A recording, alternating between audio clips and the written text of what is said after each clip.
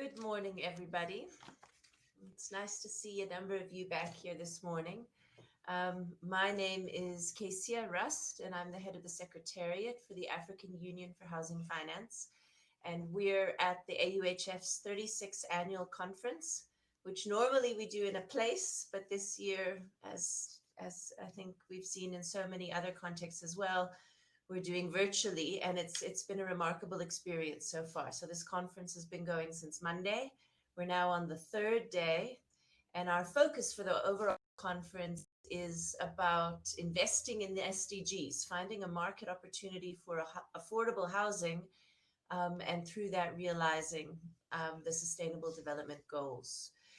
Over the last 2 days, we've looked broadly at Target 11 of the SDGs. And then yesterday, we looked at housing and its impact on basic services. Today, we're going to look at housing and its contribution towards inclusive growth.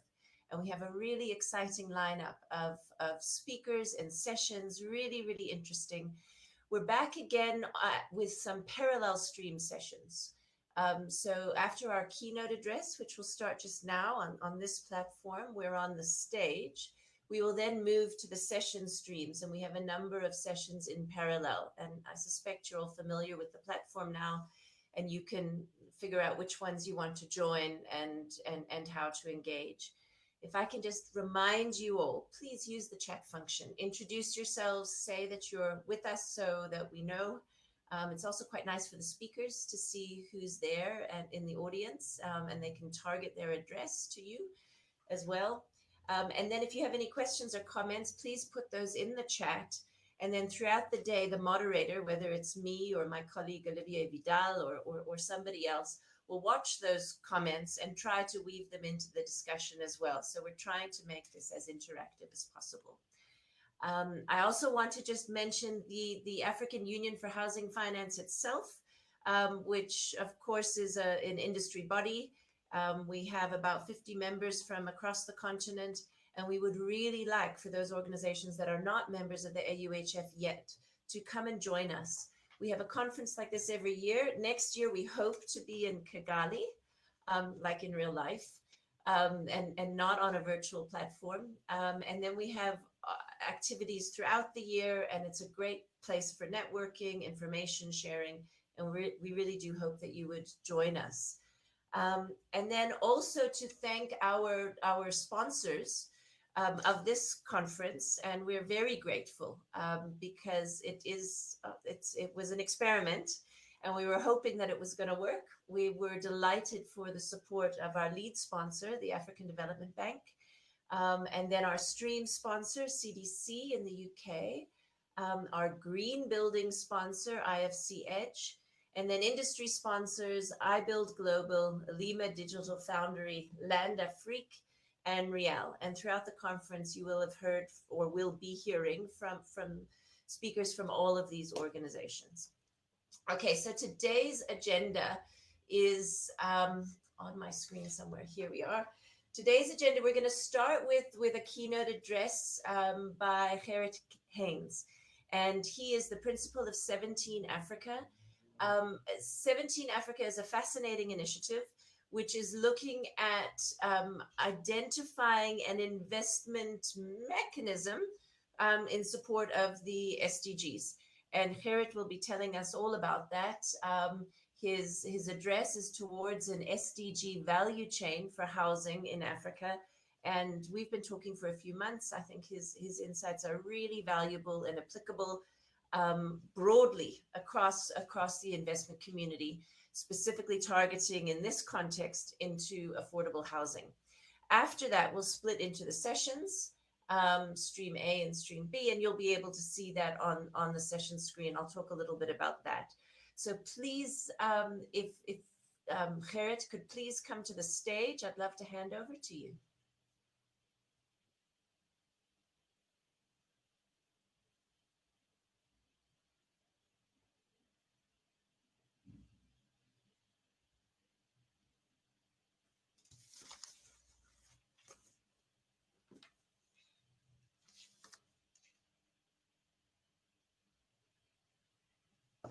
Okay, it looks like he's still making his way.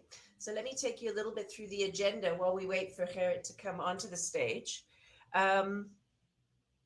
We've got immediately after this session, we have a session with David Gardner, who's a consultant that's done a lot of work for CAF, and he'll be talking about housing and the housing economic value chain, which is some work that we've been doing for a number of years that David's been driving together with Keith Lockwood and Yakus Pinar, and have done it now in, I think, 7 countries across the continent.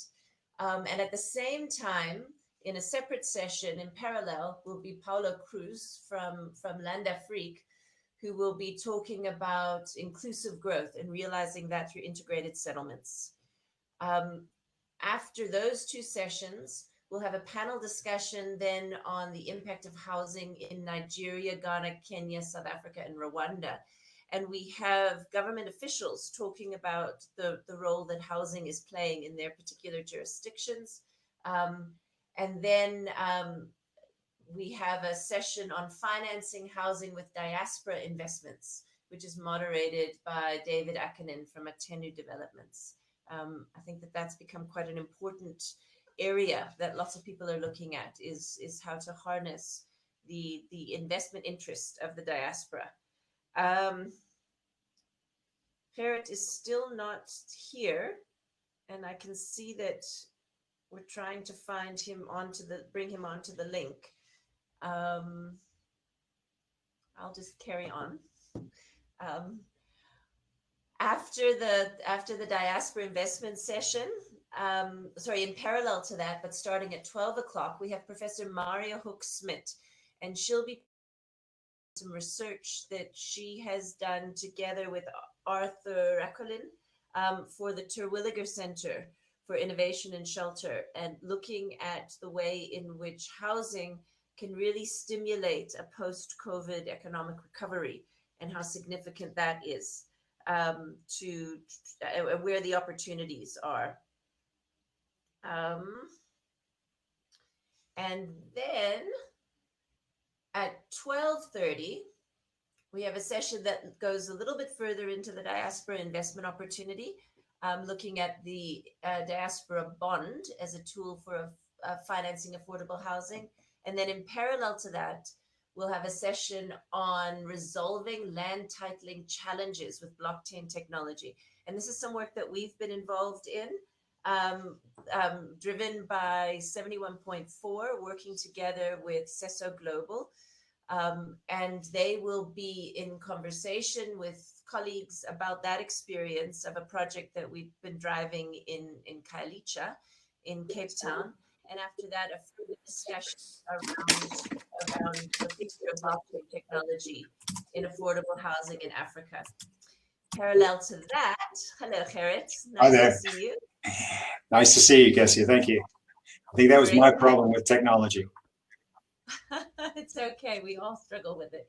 I'm just finishing up to just say that after you deliver your address this morning, you'll be chairing a panel discussion at 1:30 on social impact investment in housing. And so people should be looking out for that as well. But let me hand over to you now, Gerrit. It's really lovely to have you with us. We're all looking forward to hearing what you have to say. And so over to you. And if you need to share screen, you can do that. Okay, I may, given my tardiness in organizing my technology so far, I may try not to do that.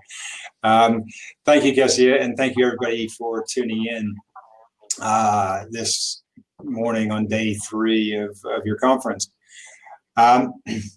Wise person once told me that when you're invited to speak, you should try to be interesting. And if you find that difficult, you should be entertaining. I hope I've been entertaining so far by being late. I'll start by saying that as I sit here in my home office in Cape Town on this lovely morning in Africa, I'll promise to do my best not to mention the elephant in the room, or in fact the donkey in the room. For those that don't get that, the states for the red Republican elephants and the blue Democratic donkeys are all being colored in right now, and I'm sure the count's not finished, but as we all hold our breaths, I'll try not to mention it. I try not to produce a lecture as well. I think keynotes that lecture tend to drone on. My intention really is to generate more questions than I provide answers for. As a result, I don't have a lot of slides. I don't really need to use slides. My message is more straightforward. Actually, I can even give you the conclusion now. It's more of a perspective shift than it is a paradigm shift. So there you go. You can go get another coffee, mingle electronically, or just do your emails while I talk. For those that are interested, let me dig in a little. I'm not a property man. I'm not a housing man. I'm a long-time investment banking, capital markets guy, 3 decades worth, mostly in frontier and emerging markets around the world. Almost 12 years ago, my attention turned to intention. I resigned from the safety of a partnership at an investment bank to set up an asset management business based on sustainability and sustainability data. And today it's one of the largest in the world in its class. A couple of years ago, I handed over to my co-founder, and with the help of DFID, or it's now FCDO, together with the Shell Foundation and the Omidyar Network, a small group of like-minded financial services professionals and myself set out to grapple with the funding gap required to achieve the Sustainable Development Goals in Africa. What does that mean? Well, I won't bombard you with numbers. I'm sure that you've seen enough charts and graphs already, and you know most of these numbers anyway.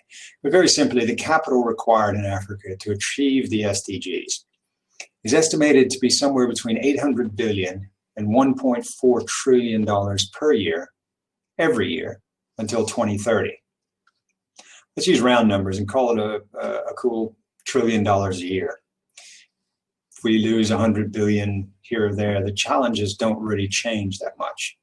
So how much of this $1 trillion is actually being spent? How much is funded? How much is addressing the Sustainable Development Goals? Well, consensus is roughly 200 billion, leaving a gap of around $800 billion a year. We can play around with those numbers, but the scale of funding for the agreed to and ratified Sustainable Development Goals by most of the countries around the planet in order to address social inclusion and environmental sustainability, it's woefully inadequate. And that's against the reality that Africa is on course today to achieve only 3 of the 17 SDGs. And that means that the objective of creating an inclusive and sustainable society in Africa, even in the medium term, is truly waning. Now, I don't say that with pessimism. In fact, I'm not a pessimist. I'm almost a psychotic optimist. I keep talking in conferences like this to people like you. That's not pessimism, that's persistence. And I keep asking questions. We have to keep asking questions. And more importantly, we have to keep asking ourselves if we're asking the right questions. For example, this is the 36th edition of this conference. I took some time to look through a few of the presentations that are available online from various presenters over the last 5 years or so. As much data as you can get on this conference. Answers to the why is money not flowing question don't change substantially through the years. They appear in many presentations under different guises, but it looks something like this, give or take. Inadequate infrastructure, immature financial markets, financial and economic uncertainty, and persistent leakages. These are deeply systemic challenges, and they're well known and have been well known for many years, and they're not going away very quickly. They present risk to private investors, risk that's currently too great to accept. So questions don't change, and neither do the solutions. Let me be clear, I'm not only talking about housing here. I see from conferences like this in all sectors and all industries across the continent. The bulk of private investment into the continent comes into energy, extractives, and property, roughly in that order, and certainly more than 50%.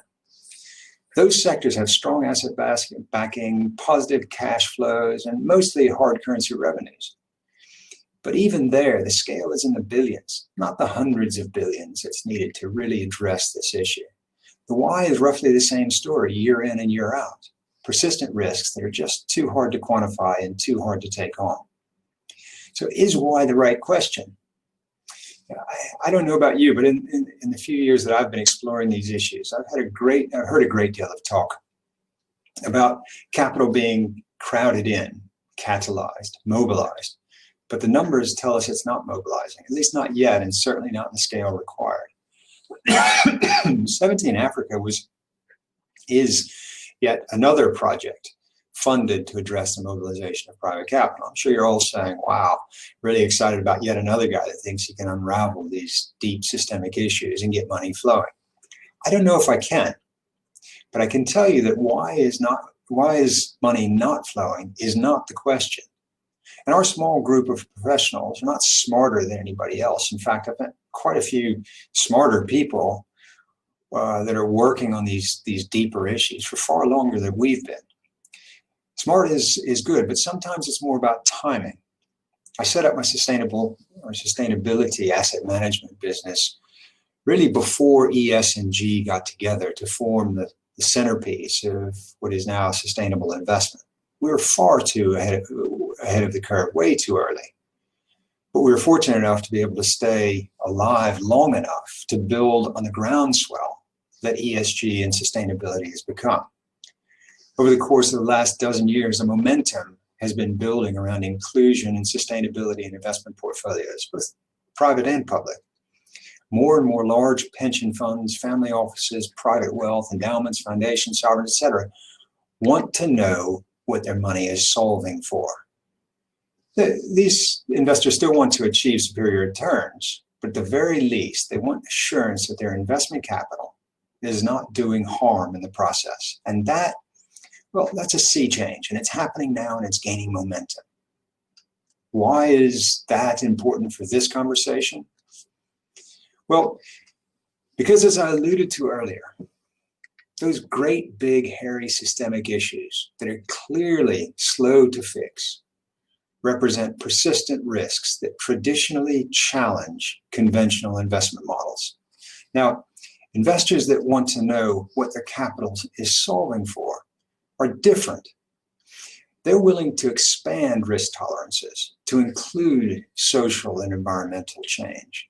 They're not just your mom and pops and not the cool guys investing in Bitcoin. These are institutional investors that want to navigate through convention. They start with no harm and dial in a desire for more specific, tangible solutions. Now, that's a completely new attitude and one that begs a new perspective, a change in perspective. I gave you a solution earlier, and now we're getting closer to the guts of the discussion. Here it is. Financial markets have been trying to bake social inclusion and environmental sustainability into the process, into the investment process for years, and they're struggling. Why? Well, we use workarounds. We treat these non-financial outcomes as byproducts of investment processes. At the end of the year, we have to produce some data on the good that we've done for people, for planet, and add a couple of pages to an annual report or write an investment review. We have to stop and think again. Are we asking the right questions? Like this one. I'm not sure, or I am sure that there are a lot of financially savvy people in the audience. Investors want returns, but more and more they want financial outcomes as well. We, as an industry, forecast financials in order to create an expectation of return. We're not really good at it, but that's another story altogether. Yet we treat non-financial returns as nice to haves or hopeful outcomes. So here's a question. Why don't we forecast non-financial outputs to create expectations of non-financial outcomes? We already measure affordable homes that are constructed. We measure things like title transfers, and we assess transition rates from informal to formal settlements. We collect this data. We even forecast it, but we don't include it in our expectations of an investment success. Why can't business or a project be measured and valued by these non-financial outputs. Why? Is there a model for that? Of course there is. All of us savvy financial people know about the efficient frontier from Modern Portfolio Theory 101. What is the optimal return that can be derived from a particular level of risk? Why can't we build an efficient frontier in 3 rather than 2 dimensions? Risk and return against risk, return, and impact. And if you're not a 3D person, what's wrong with risk-adjusted return against targeted, impactful outcomes? Well, nothing really, and it's actually not that hard. What does this have to do with mobilizing capital to address the SDGs in Africa? Well, a multi-dimensional framework provides an opportunity to meet this rather large and growing pool of investment capital where they are, using methods they understand without shifting paradigms. And here's the crux. If we begin with the premise of an outcomes architecture that defines specific or environmental expectations together with financial expectations, then the challenge shifts from avoiding the systemic risks that completely fluster our financial models to identifying and mapping a pool of opportunities that contribute to a more balanced set of outcomes from which a portfolio can be constructed. Okay, what does that mean? Well, what it really means is that some private investors may now have a pathway to participating in achieving inclusion and sustainability in Africa. Now, don't get me wrong, it's only some investors, but by our reckoning, the pool of these guys is in the tens of trillions of dollars already. These investors want to know what their money is solving for, and they're looking for guidance. They're looking for a plan. They're looking for a map.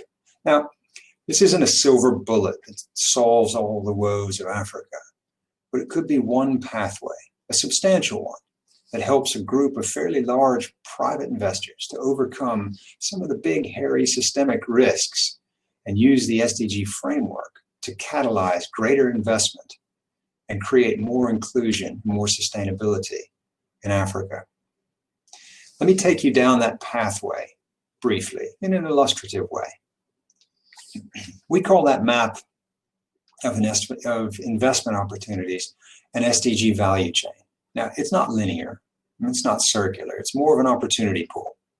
You see, a traditional business school value chain represents a set of sequential enterprise-level activities that shepherd a product or a service from concept to customer.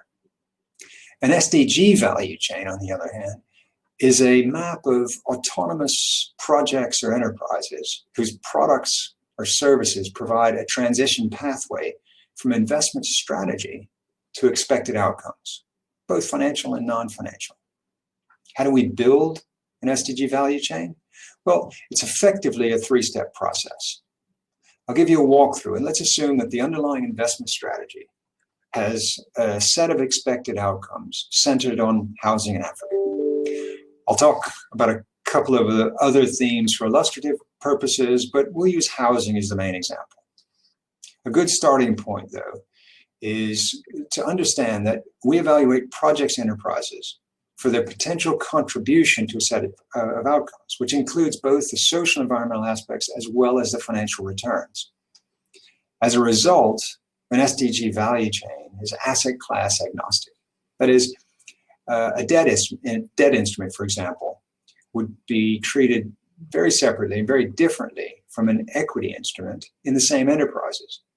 And the same enterprise, as they may produce similar impact outcomes, but they would bring different return profiles to a portfolio. Additionally, an SDG value chain is not a screened opportunity map. It may include projects that have little chance of generating any returns, but provide significant direct impact in the specific outputs that a strategy is trying to achieve. At the same time, a potential constituent may not provide much direct impact, but may have the potential to generate greater returns or provide greater liquidity, of course, without creating harm. Both these potential constituents would find their way onto the map.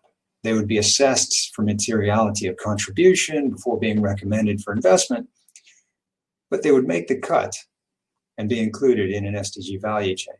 So think of the value chain as a large pool of multivariate opportunities. And one last point, there isn't a definitive housing value chain. Every investor has a unique set of requirements that will shape his or her outcome, resulting in a unique value chain. So we begin constructing our SDG map by identifying building blocks to successful outcomes. It's almost like you would build an enterprise-level value chain itself. We ask ourselves, what are the critical success factors? What vital conditions or actions need to take place in order to achieve the desired outcomes? We classify these building blocks into 4 categories: foundational, drivers, enablers, and sustaining elements. There are no rules around the numbers of building blocks in each category, but we find that a smaller, more distinct set of blocks is generally better. Additionally, these factors can be temporal, logical, or strategic, or can be based on particular industry dynamics. For example, a simple logic model for critical success factors can be identified in addressing primary education in Africa. Foundationally, you need a child in attendance. The driver is the presence of a teacher, a very key enabler for the success of primary education in Africa is nutrition, generally in the form of a school lunch. And the sustaining element is educational materials, very logical flow. Successful education on the continent can be traced to economic activities that support these conditions.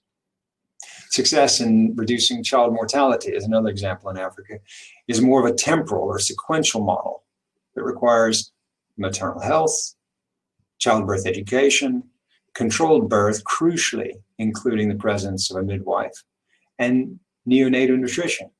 We know that bringing these elements together has proven to reduce child mortality by nearly 90%. I use these examples to help understand the kind of thinking required to identify critical success factors. Housing has many aspects and many challenges. We've run a few different scenarios for housing and generally define critical success factors as land being the basis, the foundation, materials as the driver, financing is the key enabler, community vitality is a sustaining element. I'm pretty confident that I can defend these critical success factors, but I'm equally confident that there are many other ways to classify housing. That's fine. This is just an illustration. No right answers, no wrong answers. The objective is to create a pathway that helps to identify potential projects and enterprises that require money and meet our investment objectives. The next step is to identify the economic activities that promote each of these critical success factors. We lean on the dimensions for each of these conditions of access, availability, and utilization to try to understand what those economic activities are. I'll just give a few. Access for land is the basis, the foundation of housing. But what economic activities are associated with land? Well, we start with ownership of land as the core economic activity. Or we can look at the service providers that participate in land ownership, estate agents, developers, etc. Availability is different from access. How is that? Well, zoning is a piece of property zoned for housing. Where's the title? What activities are associated with creating this kind of availability? This is more feasibility studies involving pre-approvals, early stage risk. Almost certainly provides debt and equity opportunities for direct ownership in projects. But service providers at the pre-approval stages, as we know, include developers, project managers, surveyors, architects, designers, town planners, et cetera, et cetera. The same applies for the materials factor. Access to materials is a key constraint in many geographies. Economic activities that require investment are potentially available in the form of suppliers across the whole spectrum of material needs, from basic materials to semi-finished and finished goods, all the way to finishings. We continue down the path. Financing is the key enabler. I would probably split financing into supply and demand. Project financing at its myriad stages and financing for the end user. Access to either supply or demand financing, funding activity include banks and non-bank financial institutions, as well as service providers and developers or investment vehicles as direct investment opportunities.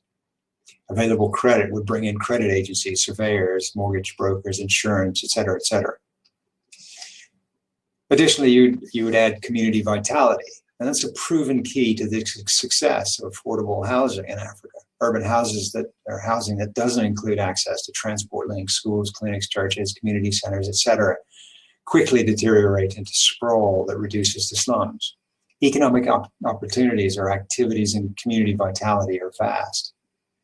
The final step in building the SDG opportunity map is to identify projects and enterprises that are associated with each of those economic activities. As I discussed earlier, the resulting potential investment opportunities may not be all highly profit motivated, but they would contribute or could contribute in other ways. A good example is a Nubian vault project we found in Mali that found its way into an early version of a housing map that we trialed some months ago. Not terribly profitable, but this project brought easy to build technology to highly underserved communities in rural areas of West Africa. For an investor that's trying to influence rural housing, the negligible amount of capital deployed from a portfolio would be substantial and life-changing to a small community and would absolutely move the needle on rural underserved housing mandates. Furthermore, the pressure on a portfolio to balance the returns to offset an effective grant allocation would be insignificant. Conventional portfolio construction would never follow that logic, but an SDG value chain not only identifies that project, it creates an ability to allocate money there and develop inclusion as part of a larger for-profit investment portfolio. Enough of that kind of strategy in portfolio construction, we can start to move the needle far more widely. I don't want to continue to bore you. You can see how an SDG value chain is formed. Its size and shape is dependent more on the investment strategy and the specific depth of an impact investor rather than the size, shape, dynamic, or condition of a particular sector. The ensuing process in our outcomes-based architecture is iterative, assessing the impactful contribution together with subsequent due diligence assessment, et cetera, before allocating and weighting constituents in a portfolio. The key, though, is the creation of an SDG value chain. The goal, again, is to provide that growing group of rather sizable investors that want to know what their capital is solving for, with a process that shifts perspective rather than paradigm, attracting capital to inclusion and sustainability in Africa. That's really the goal that we're trying to achieve. I won't go on. I know it's a big day and you've got a lot of discussions coming forward. I hope it's been interesting. I hope this is entertaining. More importantly, I hope I've created questions in your mind. Please feel free to reach out if you want to learn more or you have some really good questions that we haven't thought of yet. I hope you enjoy the rest of the sessions. As Kessia said, I'm moderating a session this afternoon. Would love to see you there. Thank you, everybody. Thank you, Kessia. Garrett, thank you so much. That was, well, riveting, actually. It was great. Really, really interesting and such an important thing that if we imagine portfolios that help balance out where there's highs and lows, include impact into that.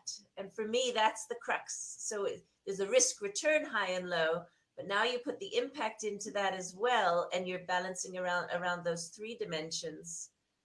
And it's not a new concept. It's not something that we've dreamed up. It's just the large group of investors that are looking for this kind of thing are surfacing now, and they need a map. They need a plan on how this can work, and we're trying to meet that. And it certainly has been received well in the investment community so far.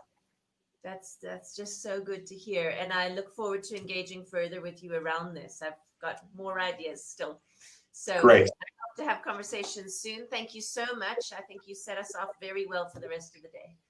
Thank you very much. Okay, bye-bye. Bye.